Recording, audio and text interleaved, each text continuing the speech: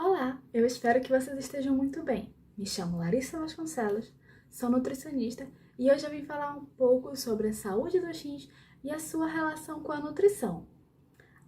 E lembrando uma coisa, vocês poderão baixar um folder sobre esse tema lá no site da Abraf. Bom, iniciando, eu queria falar que o nosso corpo ele trabalha de maneira integrada, ou seja, apesar de que cada órgão tem a sua autonomia enquanto exerce suas funções, ele também depende dos demais. Portanto, é preciso que os nossos órgãos e sistemas estejam em equilíbrio. É por isso que a nossa alimentação, que faz parte do sistema digestivo, influencia os rins, que estão no sistema urinário. Os nossos rins, eles são responsáveis por filtrar as substâncias do sangue, separando as que o nosso corpo reciclará e eliminando as demais em forma de urina. Assim, quando temos um problema nesse órgão, a nossa capacidade de filtração diminui, resultando no aumento dos níveis de certas substâncias no sangue, como potássio, fósforo, sódio e a água. O excesso dessas substâncias pode sobrecarregar os rins, levando ao desenvolvimento de algumas complicações que podem piorar o estado da hipertensão pulmonar, além também do desenvolvimento de sintomas como inchaço, coceira na pele, câimbras, etc. Portanto, é necessário adaptar a nossa alimentação conforme a nossa necessidade, já que a hipertensão pulmonar vai ser agravada por esses casos e também cada indivíduo tem a sua peculiaridade.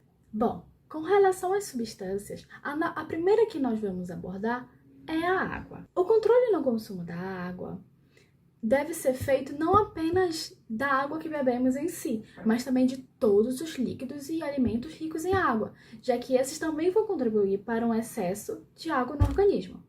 Portanto, devemos ter cautela ao consumir bebidas que tenham água, como suco, leite, café, iogurte e também as frutas que são ricas em água, como melancia, melão e abacaxi. Uma dica excelente para controlar o nosso consumo de água é separar todos os dias uma garrafinha com a quantidade de água prescrita pelo médico, para usá-la tanto no nosso consumo próprio, quanto na preparação de alimentos. O próximo nutriente que nós vamos falar é o sódio.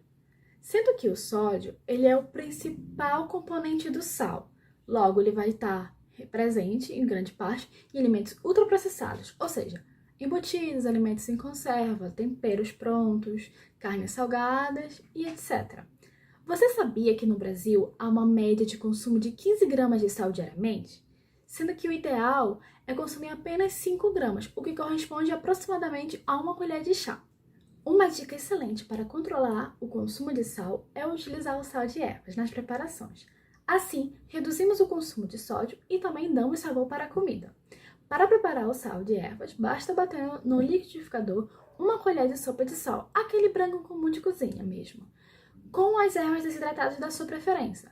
Por exemplo, alecrim, manjericão, orégano, cebolinha, na mesma proporção do sal. Ou seja, se eu usando uma colher de sopa de sal, eu vou também utilizar uma colher de sopa de alecrim, uma colher de sopa de orégano, uma colher de sopa de manjericão e por aí vai.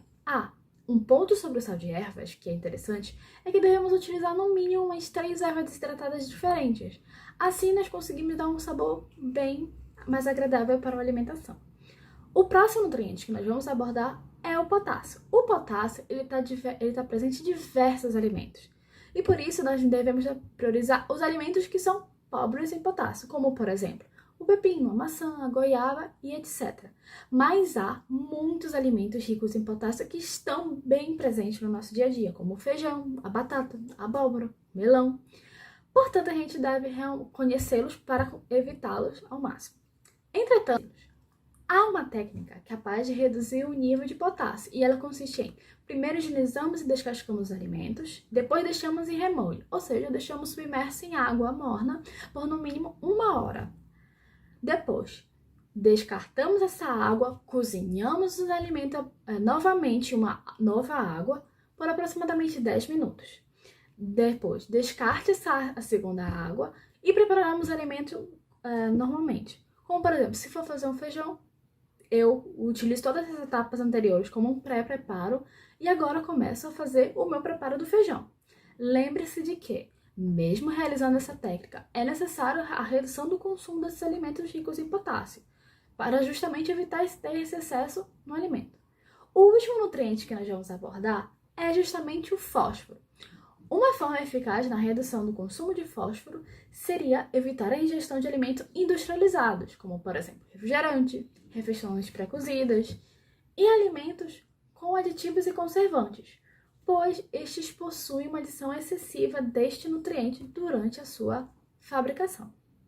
Vale lembrar que cada paciente possui a sua individualidade, logo, a sua alimentação deve atender às suas necessidades específicas. Além disso, todos os nutrientes são importantes e nem sempre é necessário uma exclusão total destes. Portanto, não se deve adotar restrições alimentares sem consultar um profissional. Lembre-se de sempre procurar um nutricionista para ter uma alimentação saudável e individualizada. Nos últimos anos, o tratamento para a hipertensão pulmonar vem crescendo cada vez mais, sendo a alimentação saudável um pilar muito importante para a qualidade de vida. Eu espero que vocês tenham gostado desse vídeo. Compartilhem para algum familiar ou algum amigo que seja diagnosticado. Tinha alguma informação que você não sabia?